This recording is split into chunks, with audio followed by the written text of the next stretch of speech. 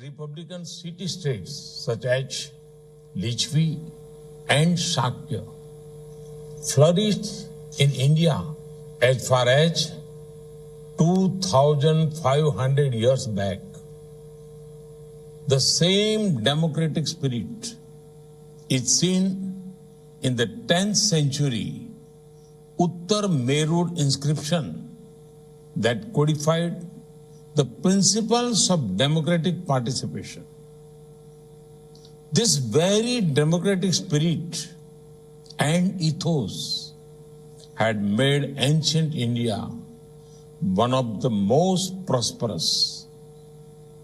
Centuries of colonial rule could not suppress the democratic spirit of the Indian people. It again found full expression with India's independence and led to an unparalleled story in democratic nation building over the last 75 years.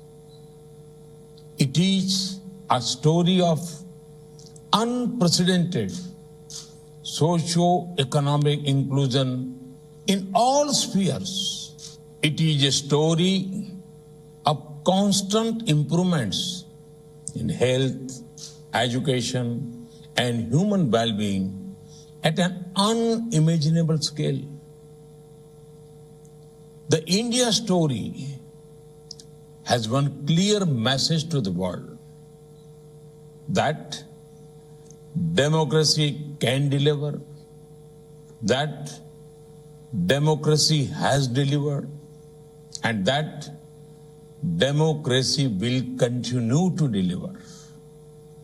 Excellencies, the structural features like multi-party elections, independent judiciary, and free media are important instruments of democracy. However, the basic strength of democracy is the spirit and ethos that lie within our citizens and our societies. Democracy is not only of the people, by the people, for the people, but also with the people, within the people. Excellencies, different parts of the world have followed different paths of democratic development.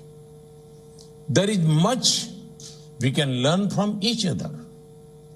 We all need to constantly improve our democratic practices and systems. And we all need to continuously enhance inclusion, transparency, human dignity, responsive grievance redressal, and decentralization of power. In this context, today's assembly provides a timely platform for furthering cooperation among democracies. India would be happy to share its expertise in holding free and fair elections and enhancing transparency in all areas of governance through innovative digital solutions. We must also jointly shape global norms for emerging technologies like social media and cryptocurrencies so that they are used to empower democracy, not to undermine it. Excellencies, by working together, democracies can meet the aspirations of our citizens and celebrate the democratic spirit of humanity. India stands ready to join fellow democracies in this noble endeavor. Thank you. Thank you very much. Thank you, Your Excellency. Next, the President of Maldives. Bismillahirrahmanirrahim. Excellencies, ladies and gentlemen. There was, of course, Indian Prime Minister Narendra Modi delivering his speech at the Democracy Summit. We can go live now to our WION correspondent, Siddhan Sibal, who's in New Delhi and has been following that speech. Siddhan, perhaps for us you can sum up briefly the main takeaways from Prime Minister Modi's address there. Well, yes, the Indian Prime Minister Narendra Modi addressed the Summit of Democracy, which of course is a US-led initiative. Two proposals the Indian Prime Minister gave. One, of course, when it comes to conducting free and fair elections, the Indian Prime Minister said that India could help in that process. And secondly, he called for global norms for social media and cryptocurrency. He highlighted that when it comes to social media, it should empower democracy, not undermine democracy. Important initiatives announced by the Indian Prime Minister Narendra Modi at that summit of democracy, of which is, of course, a US-led initiative, as we have been talking about.